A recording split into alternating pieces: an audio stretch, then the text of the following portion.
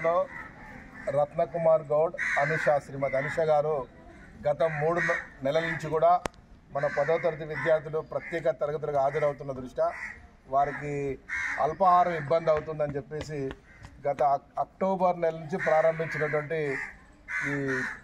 అల్పాహార పథకాన్ని గత 3 నెలలు కూడా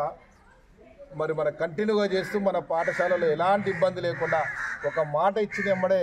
రత్నకుమార్ గౌడ్ గారు వారి శ్రీమతి అనుష గారు ప్రతిరోజు మనకు మంచి పౌష్టికమైనటువంటి అల్పాహారాన్ని అందించినందుకు వారికి పాఠశాల తరఫున మన ప్రత్యేకమైన అభినందన తెలియజేస్తున్నాం. ఈ పాఠశాల పట్ల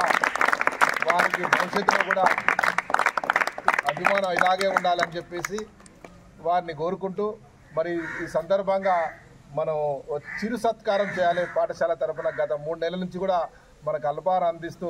పేద విద్యార్థుల్ని కూడా బాగా చదివించాలని వాళ్ళ తాపత్రయాన్ని మరి ఇదే విధంగా భవిష్యత్తులో కూడా మన పాఠశాలకు వాళ్ళు సహకరించాలని ఎంతోమంది దాతలు నిజంగా యాపల్ల పాఠశాల ఇస్తున్నటువంటి దాతల గురించి ఈరోజు జిల్లా అంతా కూడా చర్చించుకుంటున్నారు. ఒక పాఠశాల గురించి ఇంత గ్రామస్తులు కానీ దాతలు కానీ పూర్వ విద్యార్థులు స్పందించి ఇంత బాగా పాఠశాలను అభివృద్ధి చేస్తూ ఉన్నారు. కనుక ఈ పాఠశాల పూర్వ విద్యార్థుల ద్వారా మరి ఇంత అభివృద్ధి చెందుతుంది కనుక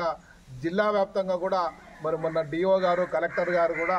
ఈ పాఠశాల యాపల్ల పాఠశాల ఏ విధంగా అయితే పూర్వ విద్యార్థులు తీర్చిదిద్దుతున్నారో అదేవిధంగా అన్ని పాఠశాలల్లో పూర్వ విద్యార్థులు ముందుకు రావాలని చెప్పేసి మన పాఠశాలను